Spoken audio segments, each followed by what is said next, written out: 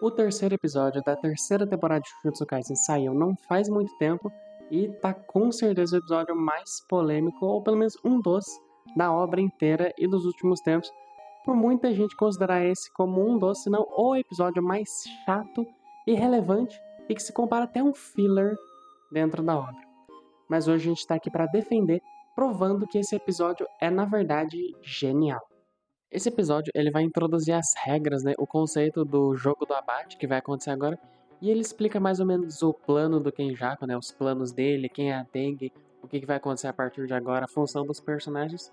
E é um episódio que é basicamente só diálogo o tempo todo, e isso é o que mais agradou aos fãs. Esse episódio ele adapta 2 capítulos de puro diálogo do mangá, que eu tenho certeza que no mangá seria intancável, mas que a gente achou a maior qualidade desse episódio justamente como eles transmitiram tudo isso pra tela.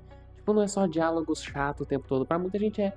Mas se você for ver bem, a direção é muito boa, tipo, do nada eles fazem um mapa mental no anime, tem vários cenários, cores diferentes, o episódio é lindo e eles ficam basicamente parados na mesma posição, todos os personagens do episódio inteiro. E mesmo com essa lentidão, né, pouco movimento, pouca luta, que é um dos carros-chefes de Jujutsu, o episódio não conseguiu parar de me deixar empolgado com cada cena, com cada diálogo que acontecia, com cada revelação.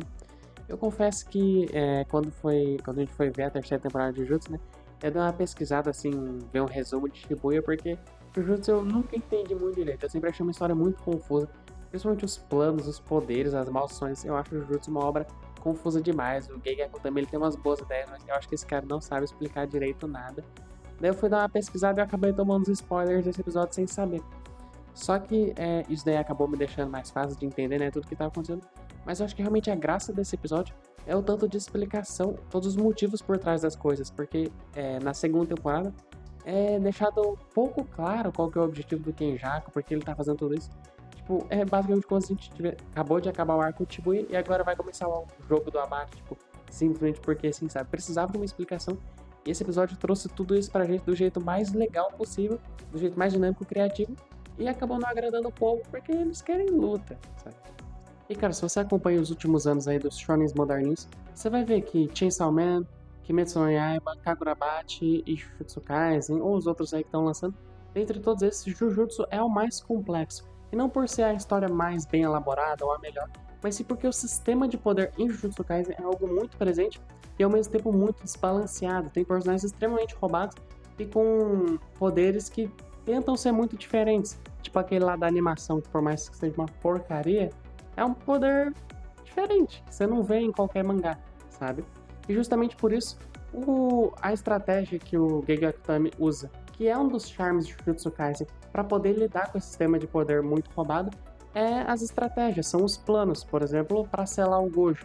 Para tirar o Gojo da jogada, a única forma de fazer isso não era colocando um personagem mais forte, porque simplesmente não tem. Não tem personagem mais forte que o Gojo, não tem como tirar ele na força bruta. Então tem que ser na estratégia, tem que ser no plano, tem que ser na cabeça. E esse episódio foi o puro suco desse lado de Jujutsu Kaisen que desagradou muita gente. E que por mais que eu goste mais de coisas mais simples, como Chainsaw Man, principalmente para shonens, em Jujutsu Kaisen eu acho que faz sentido isso e é uma coisa que a gente tem que respeitar, até porque é uma nova vertente da obra, né? Só ter shonen simples não faz sentido. Tem que tentar coisas novas e Jujutsu Kaisen tá tentando isso. E mais uma coisa, se você acha que esse episódio foi desnecessário, ou seja, o jogo do abate não precisava de nenhuma explicação e tinha que ser só ação, tinha que ser só começar do nada, é a mesma coisa que você tá falando que vai ser mais um arco genérico de anime, tipo um exame Chunin da vida, que tipo não faz sentido. Acabou de acontecer muita coisa desde Shibuya até pra cá, até essa parte do anime, então precisa de muita explicação para poder contextualizar e para isso não ser só mais um jogo qualquer, não ser mais um arco qualquer, e sim algo interessante para a obra. Cara, isso basicamente só me faz pensar que os fãs de Jujutsu na verdade não entendem a história, sim entendem bem das lutas do Sakugas, né? Por favor, cara, esse negócio precisava de uma boa explicação e foi isso que esse episódio trouxe. Fora isso, né, igual eu já comentei, a produção desse episódio tá linda, tem uns takes maravilhosos, às vezes a tela fica preta, muda lá um cenário, parece o episódio 3 do One Punch Man lá, o Saitama contra o Besouro rindo, ficou um negócio lindo demais, cara, ficou muito legal.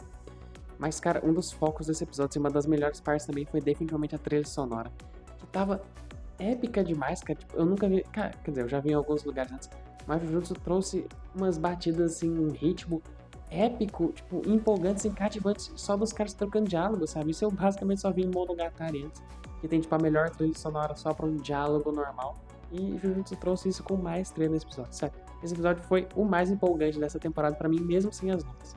Jujutsu realmente se mostrou uma história bem escrita nesse episódio e uma história cativante, mesmo que não precisasse só das lutas e de poderes diferenciados, sabe? Foi quando o Gegeko também ele realmente mostrou que ele sabe escrever uma boa história. Eu gostei demais desse episódio. E eu acho que uma das partes que eu mais gostei dele também da história foi quando a Tengen revelou que agora ela era mais maldição do que um ser humano e que por isso o Kenjaku ele podia fazer aquela fusão que ele tava falando, né? Porque eu ficava meio confuso, tipo, podia controlar, porque eu ficava meio confuso, tipo, poxa, como é que vai unir a Tengen com todos os japoneses, sabe? Isso não me parecia fazer muito sentido, sabe? Só que, como o Kenjaku, né, no caso o Geto, tem o poder de controlar as maldições, e o Kenjaku tá no corpo dele agora, ele consegue controlar maldições. E como a Tengen tá mais uma maldição que o humano, eu gostei muito desse plot twist, ficou muito bem colocado, né? Eu fiquei igual a todos os personagens, surpreso demais, eu não tinha pegado isso quando eu acabei tomando aqueles spoilers. Então, de verdade, cara, esse episódio tem plot twist, tem tudo, é um episódio completíssimo, e ainda assim os fãs não gostaram, cara. Tudo bem, você pode ter achado chato, mas genial esse episódio foi. Mas nem tudo são flores, né? Ainda mais tratando de Jujutsu Kaisen. E por isso a gente vai estar falando dos probleminhas desse episódio, que como primeiro e principal deles, a gente vai estar falando da naturalidade com que a série trouxe várias coisas, tipo, completamente perdidas e nebulosas na história, como se fossem as coisas mais óbvias do mundo. Por exemplo, falando daquele ferreiro lá, que eu nem lembro o nome, o Juzo, né? O Juzo, o executor do Clash Royale, que o Tengen falou com a Maki como se fosse a coisa mais óbvia do mundo. Como se o cara fosse, tipo, nível de relevância Gojo, Sukuna da vida. E da irmã do Megumi também, que eu juro, que quando eu tava assistindo essa temporada, quando começaram a falar um nome lá que eu não tinha sacado, eu fui pesquisar e vi que era a irmã do Megumi. A única coisa que eu consegui lembrar dela foi a presença dela na abertura 1, que foi muito bonita, mas sério mesmo, cara, ninguém lembra dela.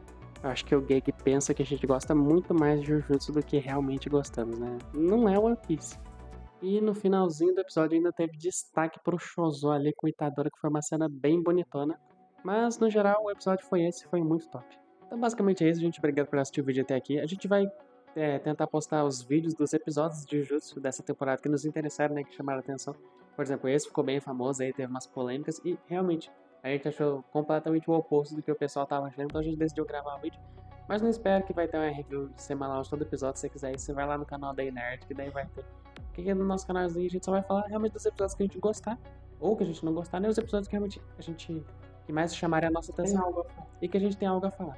Enfim, gente, estamos muito ansiosos também para os próximos episódios, né? Para quando a porradaria começar de verdade. Eu sei que eu falei que eu gostei muito desse episódio, que foi diálogo e explicação, mas eu também sou fã das lutas de Jujutsu Kaisen, né? Esse arco parece que vai ser o que mais vai ter luta, então eu tô muito ansioso. Então vocês poderem ver o Anjo, né? O Takada, esse cara que também, né, foram muito bem introduzidos nesse episódio. Tô bem ansioso por esse arco de verdade, parece que vai ser o melhor de Jujutsu. Tô com muita expectativa. Então foi isso, gente. Obrigado por assistir até aqui. Se você quiser comentar alguma coisa, pode comentar, que a gente gosta muito de ler os comentários, conversar com vocês, né? Então é isso. Muito obrigado por assistir até aqui e até a próxima review.